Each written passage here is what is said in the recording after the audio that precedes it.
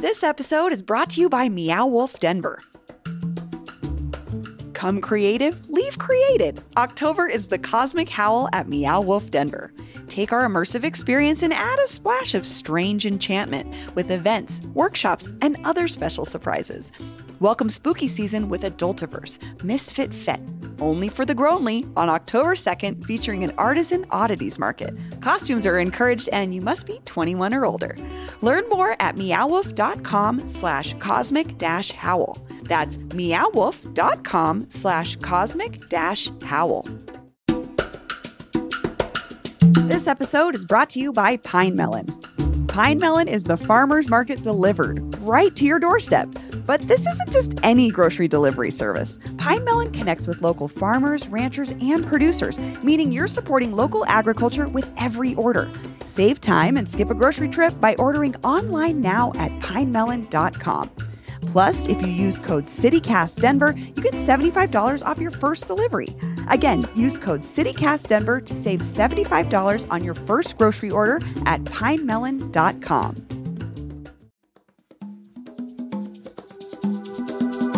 Today on CityCast Denver, at the debate last Tuesday, former President Donald Trump threw his weight behind the false narrative that a Venezuelan gang has taken over Denver's biggest suburb of Aurora. Then on Friday, he said this. We're going to have the largest deportation in the history of our country, and we're going to start with Springfield and Aurora. So me and Westward editor Patty Calhoun are talking about how our local gang hysteria went national, plus a local billionaire's effort to nearly double the size of downtown cleared a big hurdle, and a couple of contested historic preservation fights are heating up.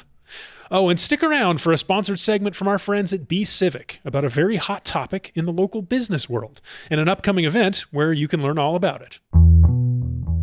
Today is Tuesday, September 17th. I'm Paul Caroli, and here's what Denver's talking about.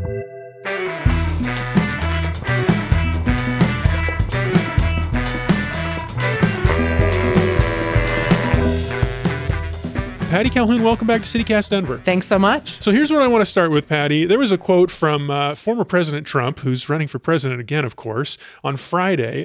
This was after his comments about Aurora in the debate.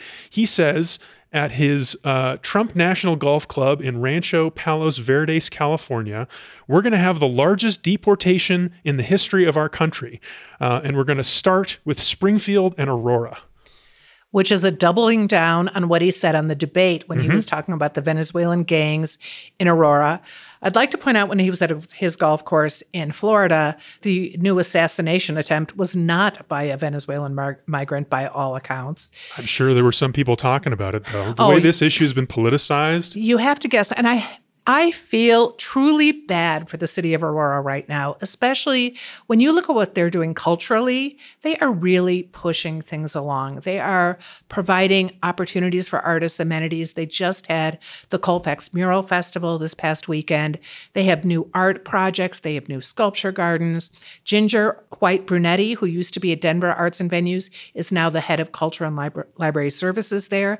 They're doing great things. I heard from the Stanley Marketplace. They're like, please tell people to go out and see Aurora. It is not overrun by gangs. In fact, it's doing a lot of great things. It's really unfair to the rest of Aurora that there's this narrative that the whole city has been taken over by Venezuelan gangs. Exactly. And it's absurd. Well, you can't hold the government there harmless because they did do a really bad job of communicating things from the word go. As soon as the Venezuelan gang narrative started coming out, they didn't control it. You know, that came from the property managers of the apartment complex that was being shut down shortly before its owner was supposed to go on trial for violations dating back to 2020. Explain the significance of that, because we were just talking about the timeline. Why does that matter? Well, it matters because CBZ, which owns these 3 apartment complexes in Aurora, as well as many around the country, especially in New York, which explains why we have international law firms and PR firms getting involved. They were cited for problems at the Aspen Grove complex in Aurora back in 2020. And the citations continued. There were no Venezuelan migrants here in 2020. That was not the problem. This apartment complex did become decrepit, wasn't kept up. It's certainly possible, that Venezuelan gangs did come in. They took advantage of the fact that there wasn't a lot of protection, that the place was a mess. That doesn't mean the apartment complexes were in their control. That means there were some bad characters there. And it certainly doesn't mean that all of Aurora is in gang hands. Or that all migrants are gang members, which is the most absurd, overgeneralization of this whole political narrative. It's horrifying. So Benito Kelty, one of our reporters, he went out last Wednesday and talked to migrants because we thought, let's talk to some of the people in those complexes, hear what they have to say. They blame the media a lot. They blame the media for bad translations when they talk to them. They blame the media for the headlines that are out there. They say, yeah, there's some gang members. There are Crips and Bloods out here too. Let's not forget that there are other gangs that we didn't have to import. I talked to Terrence Roberts last week about this, the former gang member who ran for mayor. Right. He said no one's talked to him about this since the whole gang narrative started. And he was like, there's all colors of people are in gangs. There's a lot of gangs. And yet, where's Leon Kelly? I mean, all the people who are experts on that issue, we're not hearing from them. But Benito said when he talked to these people, and they weren't cherry-picked, he went in with a resident. So it wasn't like an activist group was saying, just talk to these people. He was talking to everyone he could find, and they said the only gangs here are the cockroaches. Now, the other thing that Benito wrote about last week that I thought was just this showed me something new, which has been rare in this whole story, was he talked to the journalist who's been writing about gangs, international gangs for decades. And this person was saying it's quite common for people to claim membership of a gang when they may or may not be in that gang. I mean, because this Venezuelan gang, which started in a Venezuelan prison, there's no question. Those people are really tough. Are those the people who are here? We don't know. And maybe we'll find out. We've gotten Aurora to say 10 people have been involved, have connections to the Venezuelan gang. But are they at that level?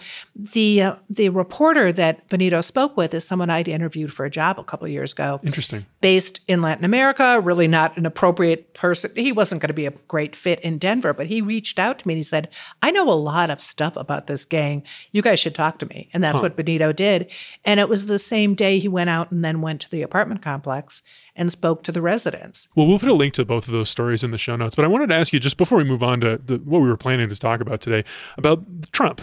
Mass deportations will start in Aurora. What do you make of that? What would that look like? Well, it would look pretty impossible, I'm thinking. But, I guess they'll go after the pets and the cats and the dogs. They'll put them in protective custody because that one is still going. And in fact, it kind of knocked the Venezuelan gangs out of the news for at least 3 minutes. It's a little bit more sensational, for sure. Well, and because there is no evidence at all of that. And you heard the governor of Ohio, the mayor of Springfield, Ohio, saying there is no evidence. We know in Aurora there is crime. Some of this crime has been tagged to this gang. So there is some reality there. But the dogs and cats story, no. You know what was interesting about those two stories? I was listening to this piece from the New York Times last week.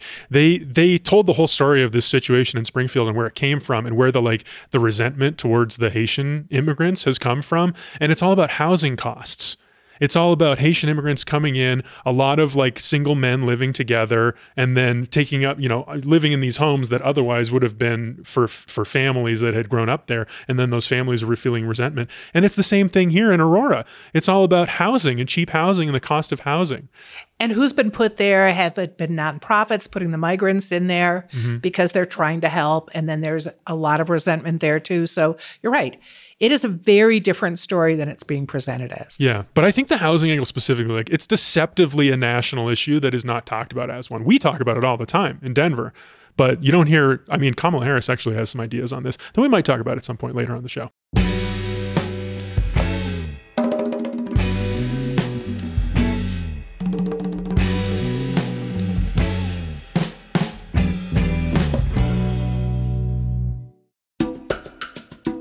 This episode is brought to you by the What the Buff podcast. Are you sick and tired of getting your football analysis from a bunch of stuffy old men? What the Buff is the CU football podcast for the frat bros, the girlies, and the gays. It's hosted by sorority girl Adair, who comes in each week with 2 pages of stats, actual sports reporter Lincoln, who just learned what a pick six is last week, and token straight guy Trey, the only one who can actually throw a football. I trust the gays. Lincoln, that means you. Second, I trust the girlies. Third, I trust guys, I guess. Straight guys. I promise, these are the takes you want on Coach Prime and the whole Sanders family sports entertainment empire. Join the gang each week for their semi-expert and fully hilarious analysis of each game and the chaos that inevitably ensues. Find What the Buff on any of your favorite podcast listening platforms. CityCast Denver is brought to you by LifeSurge, a one-day live and in-person experience coming to Denver on Saturday, September 21st. LifeSurge is where local Christians gather to learn about growing their financial impact. This all-day event starts at 8:30 a.m. and will feature nationally renowned speakers, musicians, and business leaders like Tim Tebow, the two-time national football champion, Nick Vujicic, the world's #1 motivational speaker, Elizabeth Hasselbeck, TV personality and show host, pastor-author Craig Groeschel, and Marcus Lemonis, the star of CNBC's The Prophet. Music will be provided by the Grammy-nominated Christian worship collective Bethel Music. The Magnus Arena has known inspiration, but nothing like this. A LifeSurge event is a must-see, and tickets are available exclusively at lifesurge.com/Denver. That's LifeSurge.com/Denver.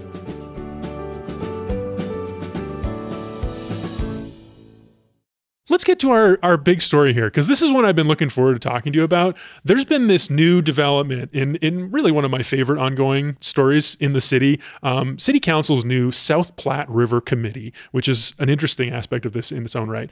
This committee approved last week a request from Kroenke Sports and Entertainment to rezone the area around Ball Arena. The hope is to replace the parking lots with a dense new mixed-use neighborhood, which I have been calling Kroenke Town. There's plenty to unpack around this, obviously, but can you give us just a primer of where this project came from?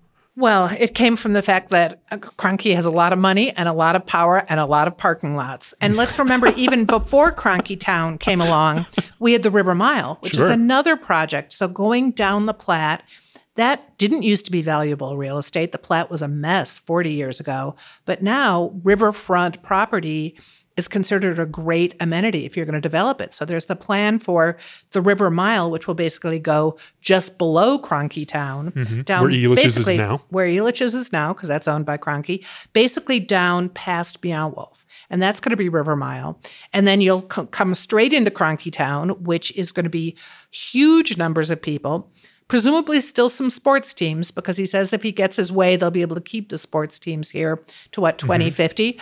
But the density is a matter of concern to a lot of people, because speaking as someone who lives right over what will be the future Kroenke Town at the edge of Lodi, there are not a lot of ways in and out of that part of town right around the Platte. And let's remember that used to be a floodplain too. There you have Spear, which we'll get to. You have 15th Street. And you don't have a lot of other ways in or out. So the density they're talking about is going to prove a lot of challenge. It's going to be very challenging to just get around the city. It's going to be a huge challenge. So maybe they're putting in a zip line, which would be great, or maybe flying cars will come in by then. But that's one of the real concerns I have, especially now with talk about Spear being redeveloped. We'll talk about Spear in a second, but I think the other side of this, the urbanists, the YIMBYs, the Yes in My Backyard people, they would say you'd hope that a neighborhood like this would attract folks that want to live a downtown lifestyle, that want to walk to work, that want to get groceries and on their bike or zip around on an e-bike or ride the bus. Well, hello, Rhino. What do we see there? We see a lot of apartment complexes that don't have a lot of retail, that don't have a lot of places for people to go, except for restaurants, really. And so you've got that edge of downtown, but is it really creating a downtown environment with grocery stores? How many grocery stores do we see? You've got like 20th and Wewata. Yeah, not a ton. You don't see where's the childcare? Where are the amenities you need to really have people live in the city? I think it's great to have people live in the city. I welcome things to my backyard. My concern is people won't be able to leave. They won't be able to get out of their homes in Kroenke Town or the River Mile. Well, presumably this is the kind of thing that the city council is going to be talking about when they're rezoning and talking about how to administer and regulate this kind of development. But that gets to another issue of the fact that there's all these things happening at once. And how does the city handle all these concurrent developments and making sure it's not some big mess? Well, and let's use Exhibit A, the mall. The mall is not just the city's problem, but But the city certainly could have gotten more involved and moved it faster. And if we want to talk about downtown, let's fix what we have first before we add. Let's not abandon. I mean, we have Uptown, the Upper Mall, which people are very concerned about heading towards Broadway. We're talking about the 16th Street Mall. 16th Street Mall, right, that you can't get development there. You've got the area going into Ballpark. You want these parts of downtown to thrive before you build another area that might cause people to abandon what we already have. Okay, so let's get into Spear here. So you've been alluding to this, but there was a recently published a plan of long-term planning document for what the future of the Spear Boulevard corridor and the Cherry Creek could look like. This was commissioned by the city, and it had a lot of big ideas in there. Patty, there was stuff about rewilding the corridor, taking out the canal walls. What did you think about this? Well, a lot of it looks really lovely hypothetically. And when Aurora was built, it was supposed to be much more connected to Denver, and we're seeing to downtown. We're seeing some of that happen. You still have to do the real run across Spear Boulevard, but we have to remember at this point now, Spear is a major thoroughfare. It's one of the only ways to get people across town. We are going to assume that people will still want to go across town, even if they occasionally ride their bikes or take their flying cars. I'm just concerned if you've been driving along Spear over the last 2 years when we've been doing all the reconstruction on those bridges, you know how slow it gets when you lose a lane. And we're talking about losing at least two. Yeah. I can see it would be, growing pains, I think, is what the people who are advocates of this kind of change would talk about. And again, they're talking about high capacity transit. This is from the plan. This could take the form of enhanced bus service, bus rapid transit, BRT. Of course, we've been talking about that on Colfax starting soon, Federal in a few years, Colorado Boulevard in a few years, or rail options like streetcars or light rail. They're talking about enhanced trails for pedestrians, wider bicycle-only trails, on-street or street-level bikeways, wider, more comfortable sidewalks. So, I think this is what city planners think. Hope people use the city, instead of, multiple lanes of cars. And I think it makes a lot of sense to look at all the amenities, all the great things you can do with the city, but you have to deal with what is already in the city. And how you have to accommodate some of those things. I'm not saying you have to have a 10-lane freeway through downtown as you head to the different corners of Denver, but you have to be able to get people here and there. And if we're talking about RTD or whoever would be providing this transit, we're still talking about the fact that there's no line to Boulder, which was promised when we started doing fast tracks. So who's going to be in charge of getting us what we need? And who's going to watch the project? And I just bring up again, 16th Street Mall. You're not optimistic about the 16th Street Mall? Oh, I'm optimistic that once it is finally done, things will happen. Those few blocks that they've opened, they're pretty nice. Well, those were already the better blocks. Yeah, when you think were. Before the rehab, no one was bitching about those parts of Lodo. No. So the other thing I mentioned is the City Council's new South Platte Committee was I think the first committee to sign off on this Kroenke Town rezoning. That's a whole new thing that they've got this new focus on the South Platte. What do you make of this? What is that going to mean for us? Well, I think it makes sense. They should be focusing. They should be talking about different parts of town, bring in the different council members in those areas so they actually are asking questions and looking at it and talking to planners. Will they do all their due diligence? We'll see. But you have to have people engaged, not just planners talking to the developers. Speaking of this, there's another project that's kind of connected to this whole cascade of different massive slow-moving redevelopments, and that's the Zuni generating plant. I checked in when I knew we were going to talk about this with the mayor's office because their deadline to buy it is this week, September 18th. What? And the spokesperson for the mayor said that they had not decided yet as of last Friday. So we'll see. I'll probably check in with her later. And this that week. would be a massive project on the South Platte. Yeah. I don't know. What do you think is the linchpin of this? Is it the Broncos owners deciding what to do with the stadium? Oh, absolutely. Because you think about if the stadium moves and it moves out of Denver, that's another huge, huge expanse. Because remember, the Broncos were going to do all that development south of the area. So that would be open. And they totally should. I went to a preseason game. It was the first time I've ever been to Empower Field. It was so much fun. Have you ever been to a game? Oh, yeah. Yeah, it's a blast. But all those parking lots between Meow Wolf and Empower Field, it's just it's ripe. There's so much space, so much good city-close land. It seems like that's the future, for sure. Well, so what we have to figure out is who is going to live there? How much are they going to have to pay? Can we build things that make it possible for working class people to live in the city? Or is it going to be people buying their second home so they can go to Bronco games?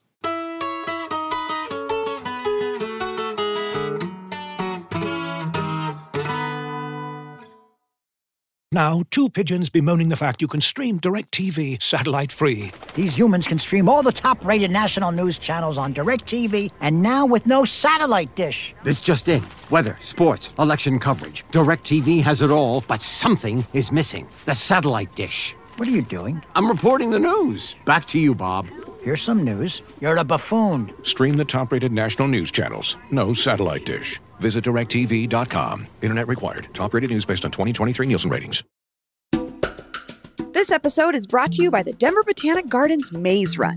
This year, explore their 7-acre corn maze at Chatfield Farms in Littleton, featuring a Colorado wildlife theme. The maze is open Fridays through Sundays from September 20th to October 27th. I've never done a corn maze. Are they scary? There's fun for all ages, with tricky twists, a mini maze for kids, and even an escape room. Plus, barrel train rides are included with children's tickets. I can do the corn maze then if it's not scary with my 3-year-old. Fall time for children. What's more fun than that? He'll love this. Indulge in some delicious fall treats like funnel cakes, corn dogs, freshly squeezed lemonade, kettle corn, and roasted nuts. Tickets must be purchased in advance by visiting botanicgardens.org. Remember, no tickets are available on site, so grab them now at botanicgardens.org. Let's move on to another topic. There's a couple of preservation fights. One is quite mature, deep into the battle. The other one, brand new. Do you want to start with the one that we've been following or the new one?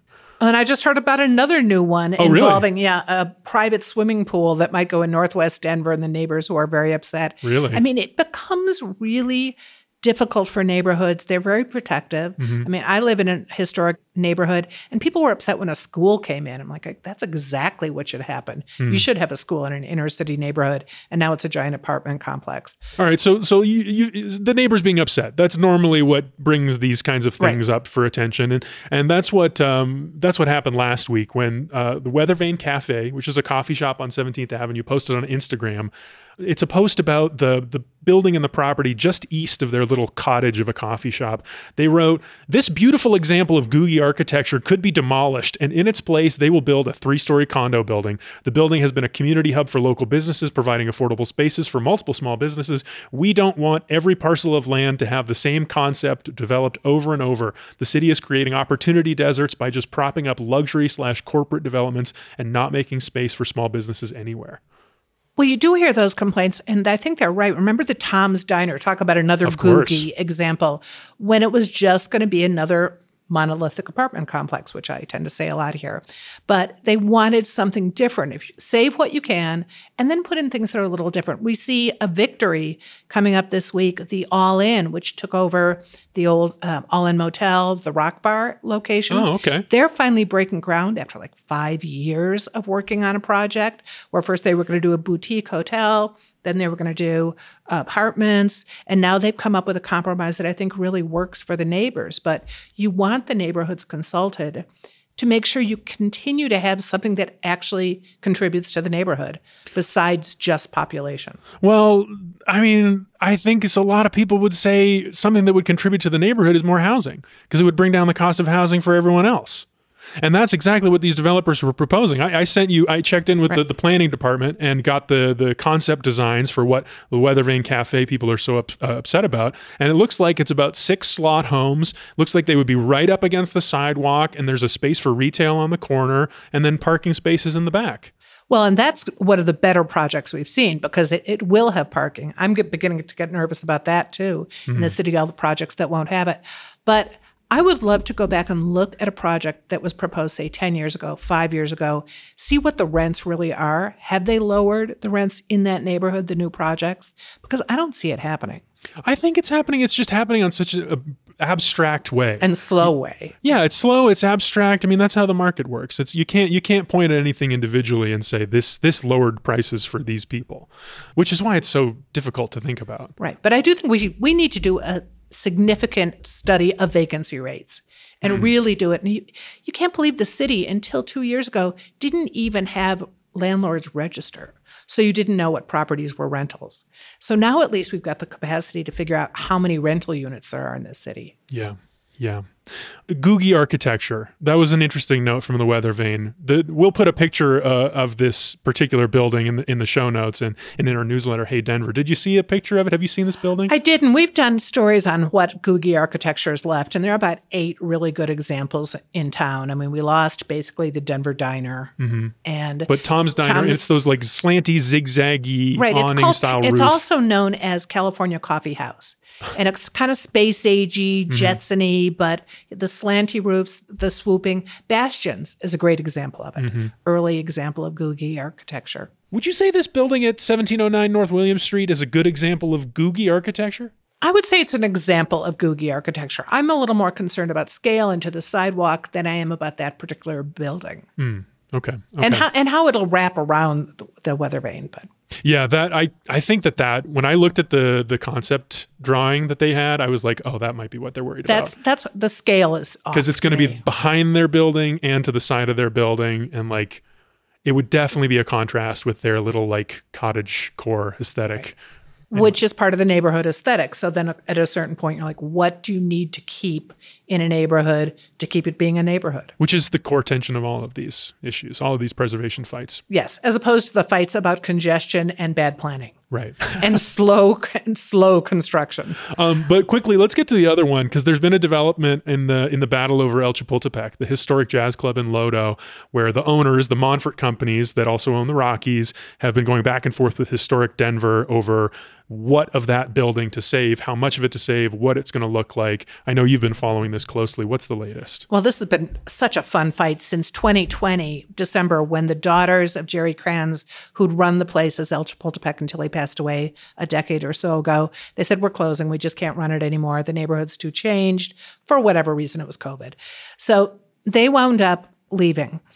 And they didn't own the building. Well, they'd been leasing the building from a local developer. He wound up leasing it to Valente Corleone, who just ripped it apart. So there's no question the building was in trouble.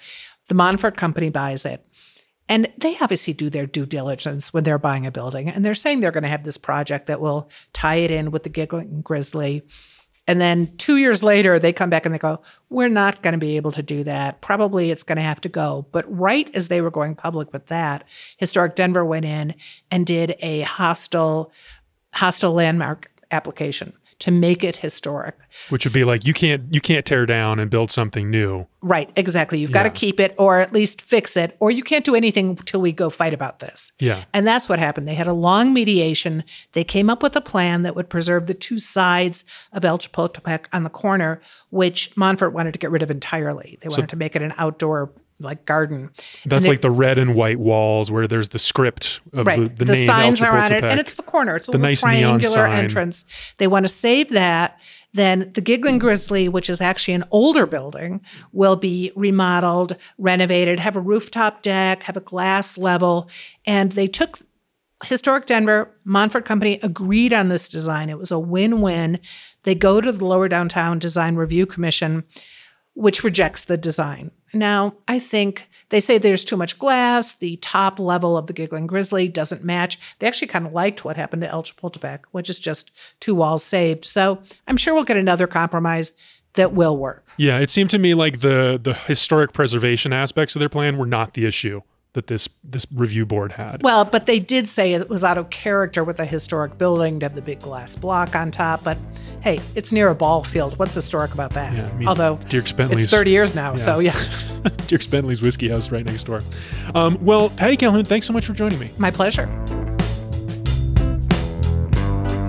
That's all with Patty for today, but we've got one more thing for you. It's a short segment presented by our sponsors at B Civic about an upcoming event that you're invited to attend.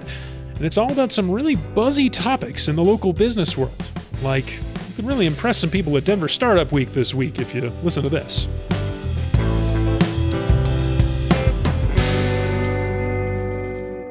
Hey, I'm Paul Caroli, producer on the show. I'm here with Jess Welser, the director of B Civic. Jess Welser, welcome to CityCast Denver. Thanks for having me, Paul. I'm excited to be here. So you work for an organization called B Civic. which I had not heard of before we started working together on this. And I'm so curious what it is. So Civic is an affiliate of the Denver Metro Chamber Leadership Foundation, and we help organizations with their corporate social responsibility and environmental social governance strategies. We help convene amazing organizations from across the Denver metro area together to talk about best practices, elevate their work, find collaborative partners, and just uplift the great work being done in our state here. Jess, you mentioned a couple of phrases there, big buzzwords right now, and kind of controversial in the business world from what I understand. Corporate social responsibility and environmental social governance, or ESG. Those mean different things to different people. What do they mean to you? Corporate social responsibility, or CSR, is how a company chooses to make an impact in our communities, whether that is socially or environmentally. It can be internally with employee engagement strategies or externally, like partnering with a nonprofit. Well, on the other hand, environmental social governance, or ESG, has more of a framework to it, some criteria that companies need to hit as they align their environmental, social, and corporate governance structures around managing risks and opportunities. So preparing for the future, essentially. Like what? What do you mean? What kind of framework are we talking about? That is going to look more specific to every industry and company size, but there's more regulations typically from the United States SEC, from the EU as well, and just requirements that a company must meet related to its supply chain, how it works internally, if it has a public board of directors. I know I'm making it sound a little bit scary, especially for smaller organizations, but it's really not. I'd love to hear an example about how you might work with a small organization that wants to have more of an impact, but doesn't have like a big board of directors or like a big quarterly shareholders call or something like that. We work with a lot of small organizations. In fact, about 45% of the people that I work with represent companies with less than 100 employees. So this is an everyday topic for me. One way that we've really helped an organization is they started out with their own employee volunteer day. They looked at it, they had some great engagement from employees, but they wanted to make a larger impact, more than their 30-person team really could. So they started to invite clients one year. The next year, they added on suppliers. The next year after that, they looked at other folks that were just partners in the community. This day has now grown to be close to 100 folks gathering, volunteering with an organization that's meaningful to the company. And then they end with a great barbecue. So it's really about making a larger impact and building deep relationships while supporting the great organizations in our community. So Civic itself is interesting because you all have been around for like 10 years now. The 10-year anniversary is coming up this November. You all must be doing something right. What's something that stands out to you from the first 10 years? We've done a lot of things right and have a lot of moments that we're really proud of over these last 10 years. But it's truly the Civic Summit, which is also coming up this November 13th and 14th, that we are most proud of. It started out with 100 business leaders almost 10 years ago. And this year, we're expecting to have 450 community and business leaders coming together to figure out how we can make more of an impact in our community and beyond. What can listeners expect from this summit that Civic has coming up? Well, what you can expect is definitely high excitement from these folks. The energy is through the roof every year, and it's a day that I look forward to as well. You can pick your set of sessions, so whatever is meaningful to you. If you want to talk about your carbon footprint and how you can manage ESG regulations, we've got conversations and sessions targeted to that. If you're looking to make more of an impact with your marketing and communications, not only with the media, but internally, we've got sessions and people for you as well. We also have 2 national keynotes and a CEO panel because this goes beyond just our people inside the companies doing the work. We have great leaders who believe in this work, and we want to showcase just how folks have built a business case over the last 10 years. So I'm betting some listeners out there are thinking, I want to attend this thing. What do they need to know? It's open to anyone. It is the perfect professional development opportunity for engaged employees, whether they have a full role in this work or they're just curious about it as well, or if you want to champion it and build your own program internally. It's open to anyone, and folks can find more and how to register on our website, bcivic.org, but it's not how you probably expect it to be spelled. That's just a regular B and then the word civic, CIVIC.org. bcivic.org. You've got it. Well, Jess Welser, thanks so much for joining me. Thanks for having me, Paul. Again, you can check out bcivic.org to learn more. We'll have that link in our show notes as well, so you're just a click away. Thanks for listening. That's all for today here on CityCast Denver. If you enjoyed the show, why not take a minute to tell mysterious local billionaire Stan Kroenke about us? Rate the show wherever you get your podcasts, and subscribe to our morning newsletter and learn more about us at denver.citycast.fm. We'll be back tomorrow morning with more news from around the city. See you then.